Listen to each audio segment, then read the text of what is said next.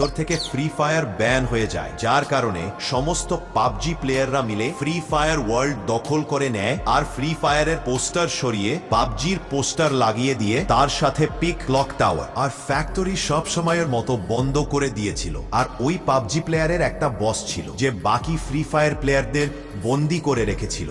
কিন্তু তখন মেক্সিম একটা পাবজি প্লেয়ারকে বলল, পাবজির বট এদিকে শোন, তোরা আমাদের বেশি দিন বন্দি করে রাখতে পারবি না। কিন্তু ওই পাবজি প্লেয়ারটা খুব রেগে যায়, তারপরও মেক্সিমের উপর নির্বিচারে গুলি করে। আর অন্যদিকে অ্যাডাম কেঁদে কেঁদে বলছিল, দয়া করে আমাদের ছেড়ে দি। তখন পাবজির বস বলল, চুপচাপ নাচ ফ্রি ফায়ারের পোকা, না হলে আমি তোকে মেরে ফেলবো। ঠিক তারপর একজন পাবজি প্লেয়ার সেখানে ছুটে আসে। ও বলল, বস বস ও এসে গেছে। ফের পাবজির বস বলল, কে এসে গেছে? কিন্তু আরো দেখার আগে আপনি ফ্রি ফায়ার আর পাবজির মধ্যে কাকে পছন্দ করেন? যারা ফ্রি ফায়ার পছন্দ করেন তারা ভিডিওটি লাইক করে চ্যানেলটা সাবস্ক্রাইব করুন আর কমেন্টে লাল দিল ইমোজি পাঠিয়ে দেবেন। দেখা যাক কতজন ফ্রি ফায়ারকে পছন্দ করে। তারপর ওই পাবজি প্লেয়ারটি বলল, ফ্রি ফায়ার ইন্ডিয়ার মধ্যে ফিরে এসেছে। যেটা শুনে এডাম খুব খুশি হয়ে গেছিল, কিন্তু পাবজির বস বেচারা এডামকে মেরে ফেলে।